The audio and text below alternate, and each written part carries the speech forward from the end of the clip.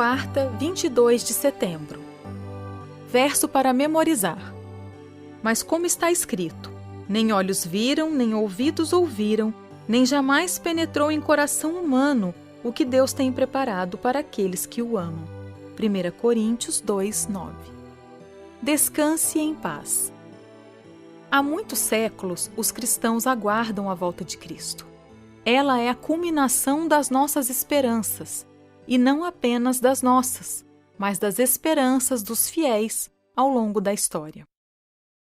Ouça Hebreus 11, 13 a 16. Todos estes morreram na fé, não obtiveram as promessas, mas viram-nas de longe e se alegraram com elas, confessando que eram estrangeiros e peregrinos na terra. Porque os que falam desse modo manifestam estar procurando uma pátria, e se na verdade se lembrassem daquela de onde saíram, teriam oportunidade de voltar. Mas agora desejam uma pátria superior, isto é, celestial. Por isso, Deus não se envergonha deles, de ser chamado seu Deus, porque lhes preparou uma cidade. Pergunta 6. Qual é a grande promessa deste texto, não apenas para as pessoas da antiguidade, mas também para nós? Esses versos não teriam sentido se a versão popular da morte fosse verdadeira. Do que trata essa passagem bíblica ao dizer que essas pessoas não obtiveram as promessas? De modo equivocado, muitos pensam que, após a morte, os fiéis estão supostamente no céu com Jesus, desfrutando da recompensa. Por exemplo, após a morte de Billy Graham, repetidamente ouvimos que ele estava agora no céu com Jesus. Há uma ironia nessa visão, porque muitas vezes, quando alguém morre, ouvimos que descanse em paz.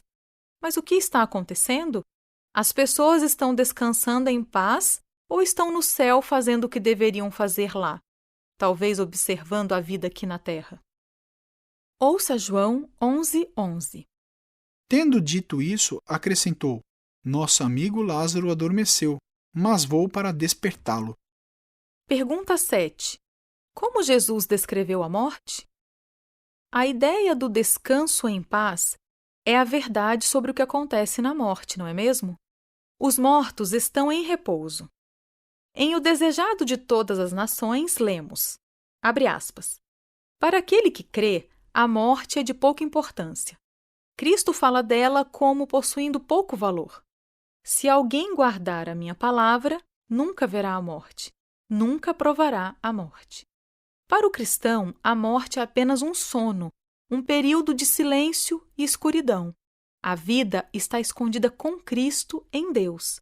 E quando Cristo, que é a nossa vida, se manifestar, então vós também sereis manifestados com Ele em glória. Fecha aspas.